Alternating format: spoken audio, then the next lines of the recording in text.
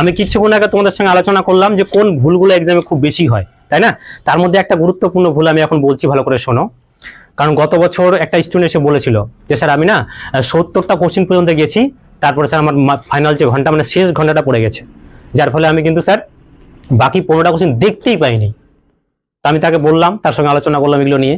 তো ওই ভুলটা কিন্তু আর করা যাবে না, কারণ ও এই বক্তব্যটা রেখেছিল যে বাকি যে 15টা কোশ্চিন আমি গোল করিনি বা দেখিনি কোশ্চিন 15টা, সেই 15টা কোশ্চিনের মধ্যে 6 থেকে 7টা আমি স্যার অ্যান্সার করতে পারতাম। তাহলে এটা তো সাংঘাতিক ভুল। ওই জন্য ঘুমোতে পারছিল না, কষ্ট পাচ্ছিল, কারণ 7-8টা কোশ্চিন পারতো ইজিলি, অথচ সে করতে পারেনি, কারণ দেখতেই পাইনি, সময়টা পাইনি।